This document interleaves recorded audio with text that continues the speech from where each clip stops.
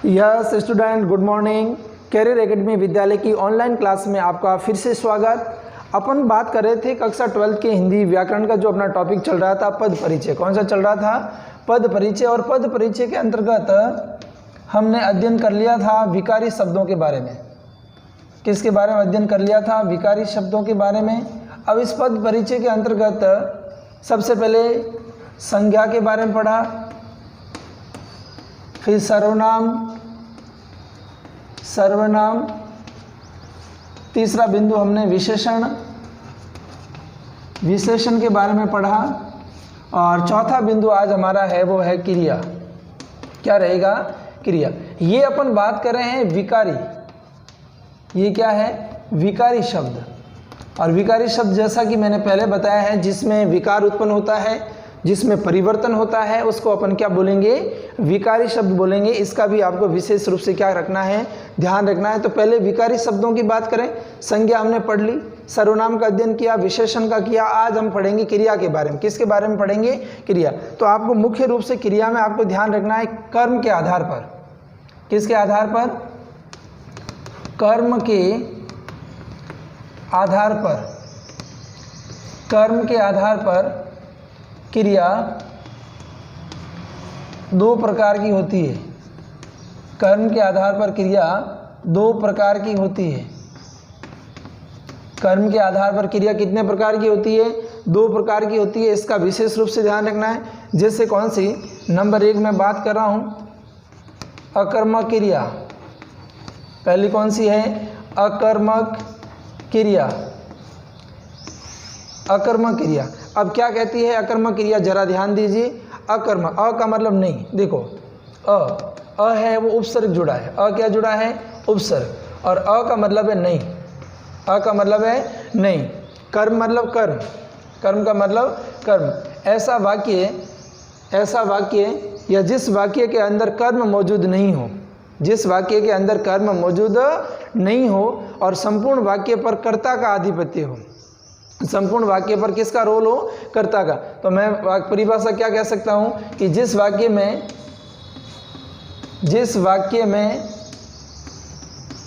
कर्म नहीं हो, जिस वाक्य में कर्म नहीं हो तथा जिस वाक्य में कर्म नहीं हो तथा क्रिया का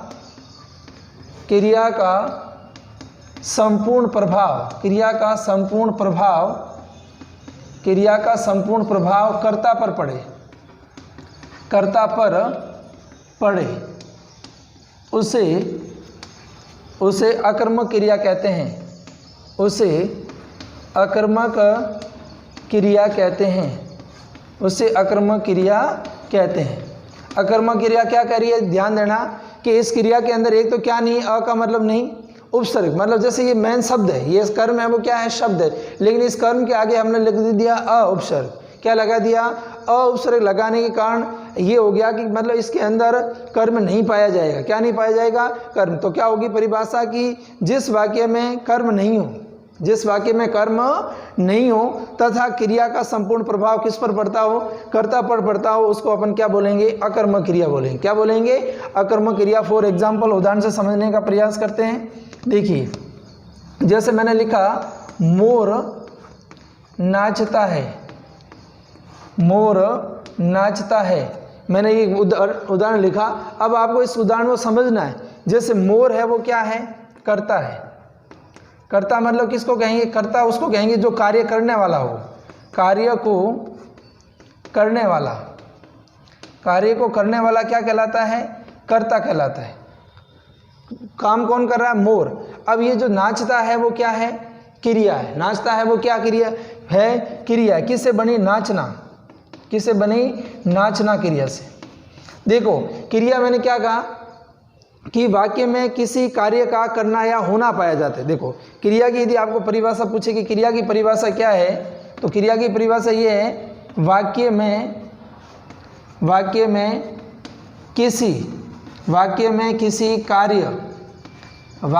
किसी कार्य का करना या होना, वाक्य में किसी कार्य का करना या होना या कराया कराया जाना का बोध हो, कराया जाने का बोध हो, कराए जाने का बोध हो, उसे क्रिया कहते हैं, उसे क्रिया कहते हैं, उसे वर्ब कहते हैं, क्रिया कहते हैं। देखो कैसे कि क्रिया की परिभाषा क्या कह रही है। सबसे पहले क्रिया की परिभाषा भी अपन को समझना जरूरी।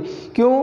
क्योंकि वाक्य में किसी कार्य का करना, मान लो एक वाक्य है उसमें किसी काम का करना हो रहा है, और ये क्रिया कौन कौन सी होती है? देखो, जिसमें ज़्यादातर ना लगेगा। प्यारे छात्रों, क्या लगेगा? ना लगे, क्योंकि धातु के साथ, कोई भी धातु है उस धातु के साथ अपन ना लगा देंगे। देखो संस्कृत में उसको धातु बोलेंगे। जैसे मैंने लिख दिया नाच, तो ये नाच क्या है? धातु है। इस नाच के पीछे मैंने क्या लगा दिया? ना, तो क्या बन गया? नाचना। क्या बन गया? नाचना। जैसे मैंने एक शब्द लिखा लिख, तो ये लिख है वो धातु है। ये क्या है प्यारे छात्रों? धातु। और धातु के साथ में ना लगाने से, धातु के साथ में क्या लगाने से? ना जोड़ने से वो क्या बन जाती है? क्रिया। जैसे लिख प्लस ना, तो क्या हो गया? लिखना। क्या हो गया? लिखना। उसी प्रकार ये दौड़, दौड़ शब्द है वो क्या है? धातु। दौड़ के साथ में मैंने क्या लगा दिया? ना, तो क्या बन जाएगा? दौड़ना। क्या बन जाएगा? दौड़ना। जैसे मैंने एक शब्द लिख दिया खेल, क्या लिख दिया? खेल। खेल के पीछे मैंने ना लगा दिया, क्या हो गया? खेलना। क्या हो गया? खेलना। उसी प्रकार जैसे एक मैंने शब्द लिख दिया हंस, हंस के पीछे मैंने ना लगा दिया, तो क्या बन गया? हंसना। तो ये इस प्रकार के ये शब्द है, ये धातु है। ये सारी चीज़ें क्या है? धातु है। और इन प्यारे छात्रों आपको ध्यान देना कि धातुओं के साथ में, किसके साथ में? धातुओं के साथ में ना क्या जोड़ना है? ना। धातुओं के साथ में ना जुड़ने से वो किसका रूप बन जाएगा? क्रिया का रूप बन जाएगा। किसका रूप बन जाएगा? क्रिया का। तो समझ में आ गई होगी आपको बात। हंसना है, खेलना है, दौड़ना है, कूदना है, उछलना है, रोना है, छटपटाना है। यानी मानव अपने दैनिक जीवन में कोई भी कार्य करता है तो वो क्रिया के बिना संभव नहीं है। वो कार्य किसके बिना संभव नहीं है? क्रिया के बिना। और क्रिया से ही वो संपूर्ण कार्य कर सकता है। तो इसलिए अपन को ध्यान देने योग्य बात है कि ये सारी क्या हो रही है? क्रिया। अब ये क्रिया तो हो रही है, लेकिन अपन को पहचानना है कि अकर्मक क्रिया क्या होती है। तो मैंने जैसा कि परिभाषा में स्पष्ट किया है कि जिसमें ऐसा वाक्य जिसमें कर्म नहीं होता है और संपूर्ण वाक्य पर कर्ता की प्रधानता रहती है, वो वाक्य कर्ता पर ही निर्भर करता है। समझ में आ रही? जैसा कर्ता होगा उसी के अनुसार उसकी क्या आएगी? क्रिया आएगी। समझ में आ रही बात? जैसे अपन यहाँ बात करें, मैंने लिखा मोर नाचता है। अब मोर है वो क्या है? कर्ता है। जैसा कि जैसा कर्ता आएगा वैसी क्या आएगी? क्रिया आएगी। जैसे मोर आया तो नाचता है, और इसकी जगह मैंने कर्ता चेंज कर दिया। मान लो मैंने लिख दिया मोरनी, तो नाचता, मोरनी नाचता नहीं आएगा, मोरनी नाचती है। क्या आएगा? मोरनी नाचती है। तो मैंने क्या बोला कि जैसा कर्ता आएगा वैसे ही क्या होगी? क्रिया होगी। तो जिस वाक्य में संपूर्ण प्रभाव कर्ता का हो, संपूर्ण प्रभाव किसका हो? कर्ता का हो, वहां पर कौन सी क्रिया होगी प्यारे छात्रों? वहां पर होगी अकर्मक क्रिया। कौन सी होगी? अकर्मक क्रिया। जैसा कि मैंने यहाँ स्पष्ट किया है। और एक चीज और, यदि आपको और समझना है कि आपको पहचान करने की वास्तव में इसमें अकर्मक क्रिया है या नहीं, तो अब आपको क्या करना? एक और उदाहरण लेते हैं। जैसे राम बाजार जाता है। अब आपको पहचान करनी है। सबसे पहले कर्ता कौन? मैंने ये लिख दिया राम है वो क्या है? कर्ता है। ठीक है। अब अपन को दूसरी पहचान क्या करनी? क्रिया। तो ये जाता शब्द है वो किससे बना है? जाना से बना है। तो जाना है वो क्या होगी? क्रिया होगी। ये हो गई क्रिया। अब आपको एक नियम लगाना है। एक क्या नियम कहता है? नियम नंबर ये कह रहा है कि कर्ता द्वारा, नियम ये कह रहा है कि कर्ता द्वारा क्रिया से, कर्ता द्वारा क्रिया से प्रश्न पूछा जाता है। कर्ता द्वारा क्रिया से प्रश्न पूछा जाता है। कर्ता द्वारा क्रिया से प्रश्न पूछा जाता है। और वो प्रश्न क्या होगा? क्या।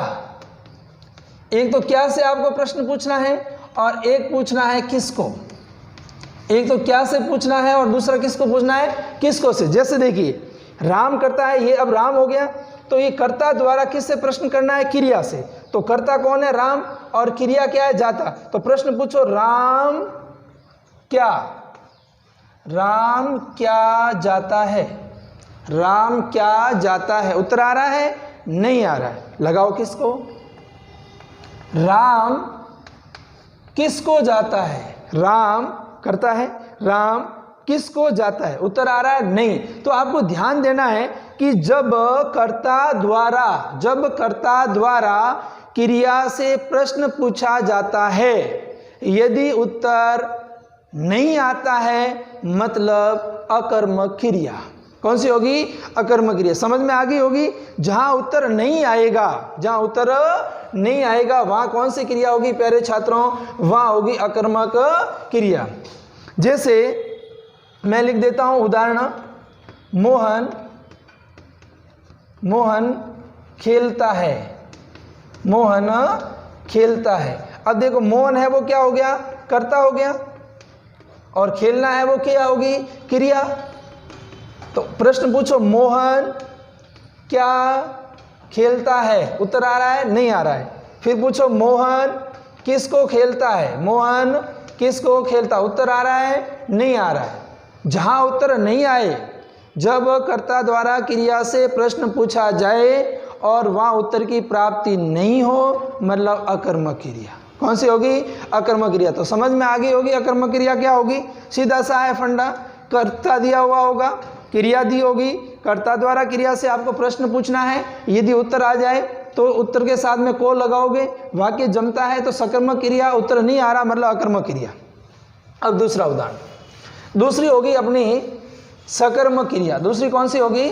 सकर्मक क्रिया। अब देखो सकर्मक क्रिया क्या कहती है, ध्यान दीजिए जरा। नंबर 2 पे अपनी है सकर्मक क्रिया। सकर्मक क्रिया।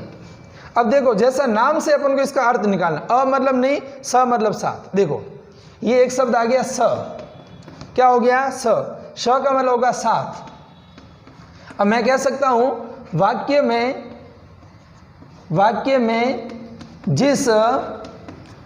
में जिस क्रिया के साथ वाक्य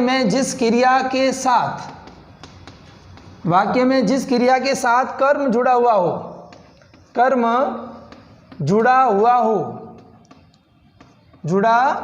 हो तथा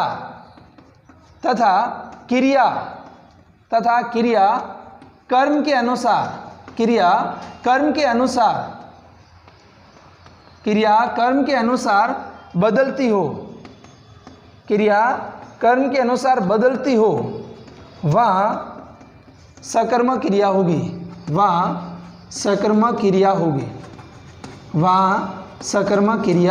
होगी। ध्यान देना, क्या ध्यान देना प्यारे छात्रों? ध्यान ये देना कि जैसा कि अपन ने ऊपर पढ़ा अकर्मक क्रिया, क्या पढ़ा है? अकर्मक क्रिया पढ़ा। अब यहां पढ़ रहे हैं अपन सकर्मक क्रिया। क्या पढ़ रहे हैं? सकर्मक क्रिया। स का मतलब साथ, कर्म। ये देखो कर्म, ये क्या है? कर्म के साथ में स उपसर्ग जुड़ा हुआ है, तो स का मतलब हो गया साथ। मतलब ऐसा वाक्य जहां कर्म क्या हो? साथ में हो। ऐसा वाक्य जहां पर कर्म क्या हो? साथ में हो, वहां पर कौन सी क्रिया होगी? सकर्मक क्रिया। तो समझना पड़ेगा कि वाक्य में जिस क्रिया के साथ कर्म जुड़ा हुआ हो तथा क्रिया कर्म के अनुसार बदलती हो, वहां क्या होगी? सकर्मक क्रिया होगी। इस चीज का आपको विशेष ध्यान देना। अब देखो उदाहरण से समझते हैं। जैसे मैंने लिख दिया मोहन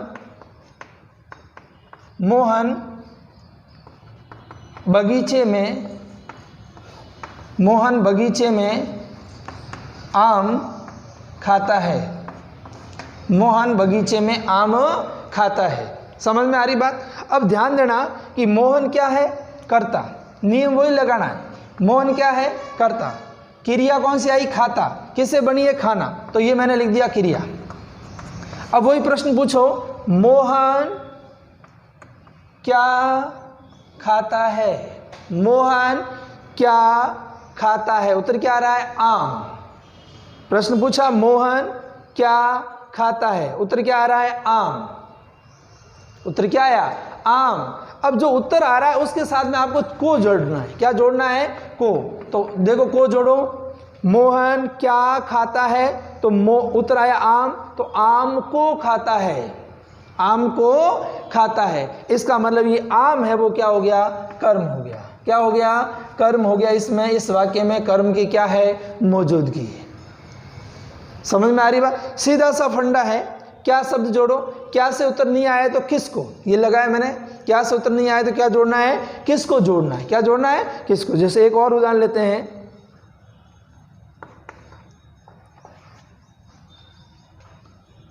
माँ बच्चे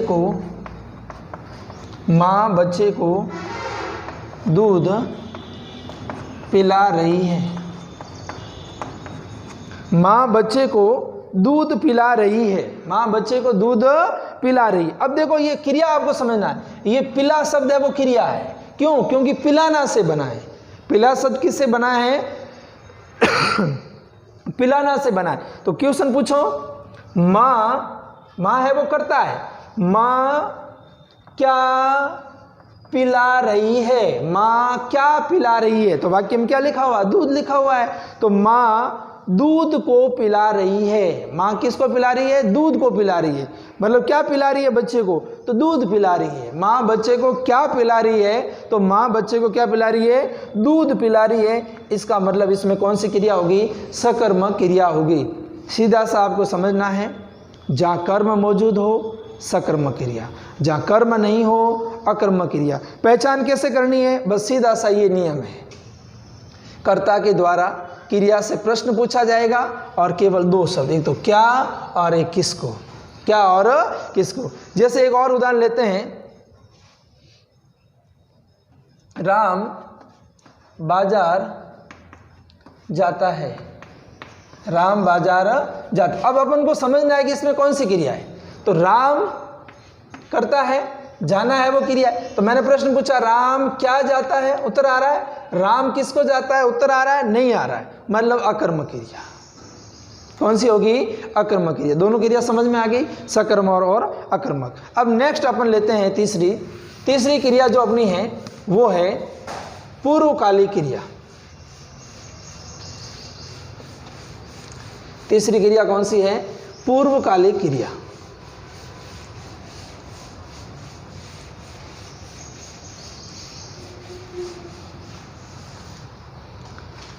तीन नंबर की क्रिया आपको लगानी है। ये तो कर्म के आधार पर पढ़ ली। तीसरी अपन को पढ़ना है पूर्वकालिक क्रिया। पूर्वकालिक क्रिया कौन सी क्रिया पढ़नी है? पूर्वकालिक क्रिया। अब देखो पूर्वकालिक क्रिया क्या कहती है? वाक्य में जिस क्रिया के द्वारा एक कार्य पूरा होने के बाद, वाक्य में जिस क्रिया के द्वारा एक कार्य पूरा होने के बाद जब दूसरा कार्य शुरू हो, वहां पर कौन सी होगी? पूर्वकालिक क्रिया होगी। वाक्य में जिस क्रिया से एक कार्य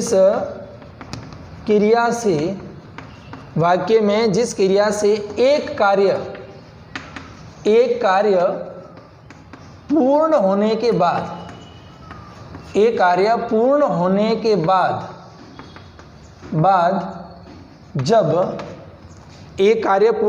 बाद, जब दूसरा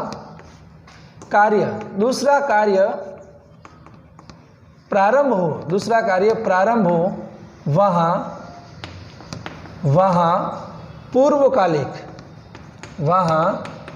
पूर्वकालिक क्रिया होगी। वहाँ पूर्वकालिक क्रिया होगी। क्या कह रहा है परिभाषा? कि वाक्य में जिस क्रिया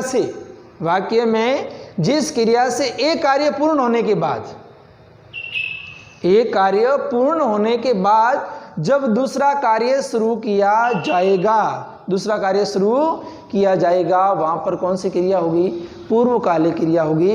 उदाहरण से समझकर इसको स्पष्ट करते हैं। देखो, जैसे बच्चा खाना खाकर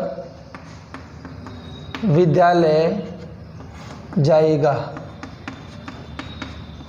एक वाक्य है। बच्चा करता है, काम करने वाला है, खाना खाने वाला है। तो बच्चा खाना खाकर, एक क्रिया तो कौन सी हो गई? खाना। ये क्रिया, एक क्रिया तो ये होगी खाकर, यानी बच्चा पहले खाना खाएगा, ये काम पूरा होगा। ये काम क्या होगा? पूरा होगा। कि जब तक वो खाना नहीं खाएगा तब तक विद्यालय नहीं जाएगा। दूसरी क्रिया होगी जाना।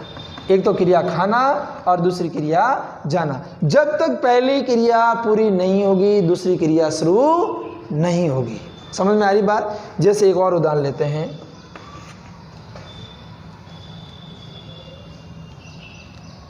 विद्यार्थी, या मैं कह सकता हूं मोहन गृह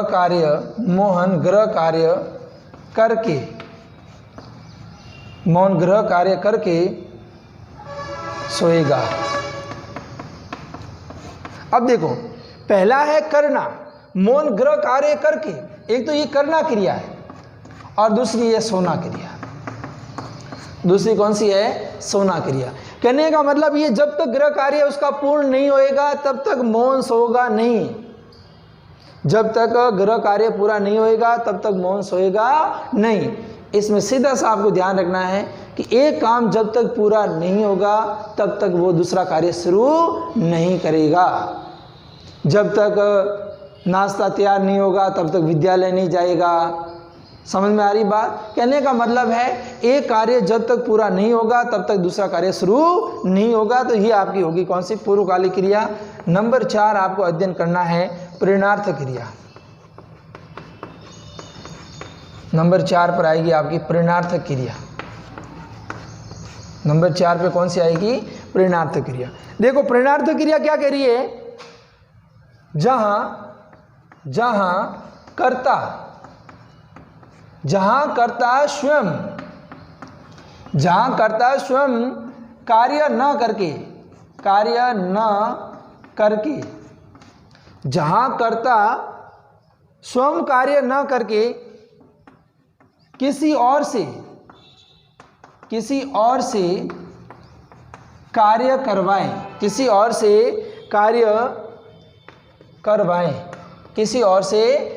करवाएं, वहां प्रेरणार्थक क्रिया होगी।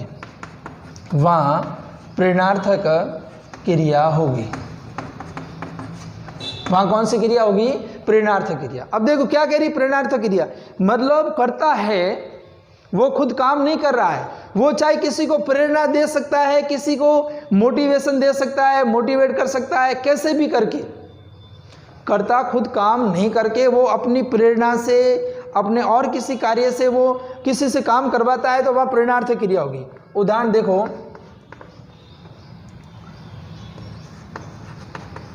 प्रधानाचार्य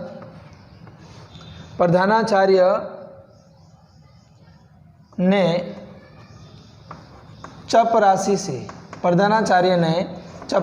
से कुर्सी उठवाई।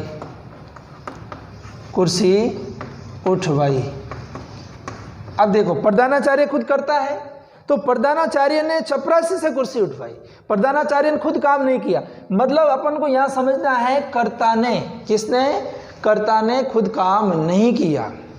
जब कर्ता, जहां किसी वाक्य में आपको ऐसा लगे कि कर्ता खुद काम नहीं कर रहा है और वो किसी से कार्य करवा रहा है, वहां पर कौन सी होगी? प्रेरणार्थक क्रिया होगी। जैसे एक और उदाहरण, मालिक ने नौकर से गड्ढा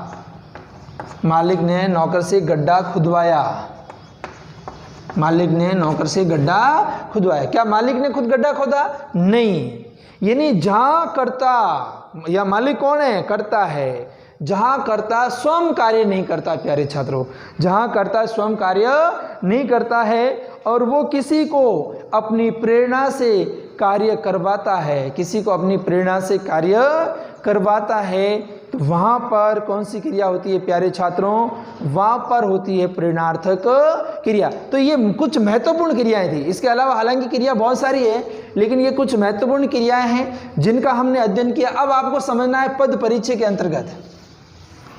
इस पद परिचय के अंतर्गत हमने संज्ञा अध्ययन कर लिया, सर्वनाम पढ़ ली, विशेषण पढ़ लिया, और आज बिंदु नंबर 4 हमने किसका अध्ययन कर लिया? क्रिया का। किसका कर लिया? क्रिया का। अब अपन कल से क्या करेंगे? कल से मैं यहाँ सेंटेंस लिखूंगा। अब आपको समझना है कि पद परिचय होता क्या। देखो थोड़ा सा मैं यहाँ बेसिकली आपको समझा देता हूँ कि मान लो एक वाक्य आया, ये वाक्य आया कि राम बाजार जाता है, राम बाजार जाता है। अब एग्जाम में क्या होगा प्यारे छात्रों, देखना एग्जाम में होगा कि जैसे ये राम बाजार जाता है, एक तो जैसे राम के नीचे अंडरलाइन की हुई आएगी और एक बाजार के नीचे अंडरलाइन की हुई आएगी। समझ रहे हो मेरी बात? क्या है ये पद है, मतलब ये तो है पद, लेकिन जो ये अंडरलाइन दी हुई है वो इसका परिचय, वो इसका क्या है, परिचय। अब अपन ने पढ़ लिया कि राम क्या है, बाजार क्या है, ये सारी चीजें अपन को इसका अध्ययन करना पड़ेगा।